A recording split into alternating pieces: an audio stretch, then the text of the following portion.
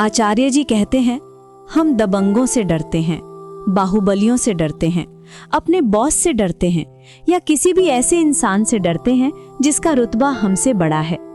लेकिन क्या आपने कभी सोचा है कि ये डर आता कहाँ से है? इस डर का आपके बचपन से कोई लेना देना नहीं है। अक्सर लोग कहते हैं कि बचपन में ऐसा हुआ था इसलिए मैं डरपोक हूँ, पर सच ये नहीं है।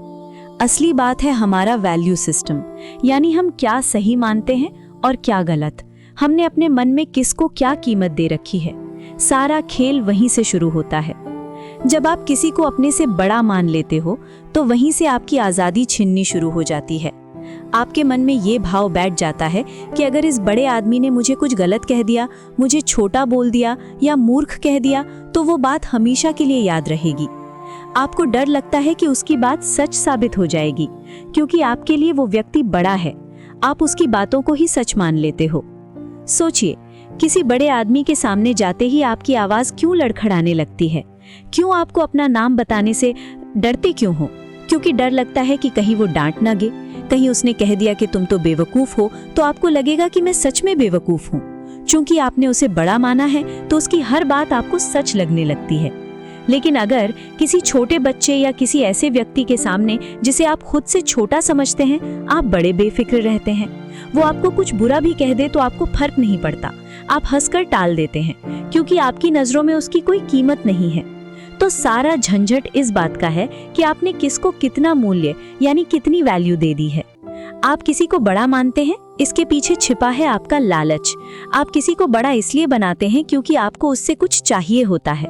कभी नौकरी चाहिए, कभी कोई मदद चाहिए, कभी बस ये चाहिए कि वो आपकी पीठ थपथपाकर कह दे कि तुम बहुत अच्छे आदमी हो। जहाँ लालच होता है वहाँ डर अपने आप आ जाता है। आसानी से किसी को बड़ा मत मानो। पहले ये तय करो कि बड़ा आदमी किसे कहते हैं। क्या कोई इसलिए बड़ा आदमी हो गया क्योंकि उसके पास पैसा है, या इसलिए कि वो मशहूर है?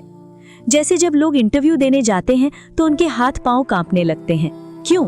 लेकिन वही लोग जो इंटरव्यू ले रहे हैं अगर आपको सड़क पर चलते हुए मिल जाएं तो क्या आप कांपेंगे? बिल्कुल नहीं, आप उन्हें देखेंगे तक नहीं। लेकिन उस कमरे के अंदर वो आपके लिए भगवान बन जाते हैं, क्योंकि वहां आपका स्वार्थ जुड़ा है, क्योंकि उसमें आपका फायदा है, आपकी नौकरी दांव पर लगी है, आपका लालच आपको डरा रहा है। लोग मशहूर लोगों के सामने भी दब जाते हैं। वो मशहूर है तो इसका मतलब ये थोड़ी है कि वो बड़ा भी है। आज के दौर में तो घटिया हरकतें करके भी प्रसिद्धि मिल जाती है। अगर आज कोई बीच सड़क पर कुछ बहुत भद्दा काम कर दे तो कल वो अखबारों में होगा, टीवी पर होगा, पूरी दुनिया उसे जान जाएगी। तो क्या वो बड़ा हो गया? बिल्कुल नहीं। प्रसिद्धि तो अक्सर बहुत छोटे और ओछे लोगों को जल्दी मिल जाती है। तो फिर हम इन रुतबेदार लोगों से या दुनिया के सामने इसलिए झुकते हैं क्योंकि हम उसके सामने नहीं झुकते जहां सच में झुकना चाहिए। हम कृष्ण के सामने नहीं झुकते, हम उपनिषदों और वेदांत के सामने नहीं झुकते। हम सच को मानने से इनकार कर देते हैं, सच के सामने अकड़ कर खड़े रहते हैं।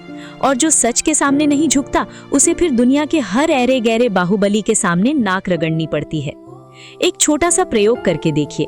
मान लीजिए यहाँ कृष्ण की बात हो रही है, गीता पर चर्चा चल रही है, और अचानक कोई बड़ा नेता या कोई बहुत बड़ा बिजनेसमैन कमरे में आ जाए। ईमानदारी से सोचिए, क्या होगा? आप कृष्ण को भूल जाएंगे, आप ज्ञान की बातों को भूल जाएंगे, आपका सारा ध्यान उस नेता की तरफ चला जाएगा। आप सोचेंगे कि काश इससे हाथ मिलाने को मिल जाए, काश ये मेरी तरफ देख ले। इसका मतलब ये है कि आपके लिए कृष्ण बड़े नहीं हैं, आपके लिए वो नेता या वो बिजनेसमैन बड़ा है, और जिसे आप बड़ा मानेंगे उसके गुलाम तो आप बनेंगे ही। आध्यात्म का असली मतलब यही है कि आपको दुनिया के सामने झुकना न पड़े। एक आध्यात्मिक आदमी की सबसे बड़ी पहचान यही है कि वो किसी के सामने भिखारी बनकर नहीं जीता। आप उसका सब कुछ छीन लीजिए, उसे जान से मार दीजिए, लेकिन वो झुकेगा नहीं, क्योंकि उसने अपना सिर सत्य के चरणों में रख दिया है। अब वो किसी और के सामने नहीं झुक सकता। लेकिन हमारी हालत क्या है? सरकारी दफ्तरों में देखिए, प्राइवेट ऑफिसों में देखिए, कर्मचारी अपने बॉस के तलवे चाट रहे होते हैं। क्यों? क्योंकि मन स्वार्थ और लालच से भरा है, और जहाँ लालच है वहाँ डर का साम्राज्य होगा ही होगा। यहाँ तक कि हमारे घरों में भी यही हाल है। कोई उम्र में बड़ा है तो हम तुरंत जी ताऊ जी, जी चाचा जी करने लगते हैं। अरे पहले ये तो देख लो कि वो ताऊ जी किस लायक हैं। उम्र बढ़ जाना कोई उपलब्धि नहीं है। अगर कोई 60 साल तक सिर्फ सोता रहे या नशे में पड़ा रहे तो भी वो 60 साल का तो हो ही जाएगा। उम्र तो अपने आप बढ़ती है, इसमें उस इंसान ने क्या कमाया? हम आदर करते हैं पैसे का, सत्ता का, प्रसिद्धि का, लेकिन हम ये नहीं पूछते कि बड़ा कौन है। डरो, डरना बुरा नहीं है, पर ये तो देखो कि डर किससे रहे हो। सिर्फ उससे डरो जो सचमुच बड़ा है, मतलब सत्य। और डर ये होना चाहिए कि कहीं मैं इतना छोटा ना रह जाऊं कि उस सच को पा ही ना सकूं।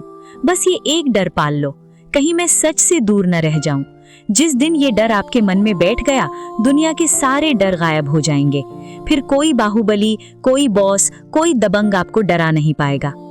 जब आप किसी पद पर बैठे व्यक्ति से मिलते हैं तो ठीक है, सबके साथ ठीक से व्यवहार कीजिए, लेकिन दिल से मत झुकिए। पद बड़ा हो सकता है, वो इंसान बड़ा नहीं हो गया। हम तो दिल से ही छोटे हो जाते हैं।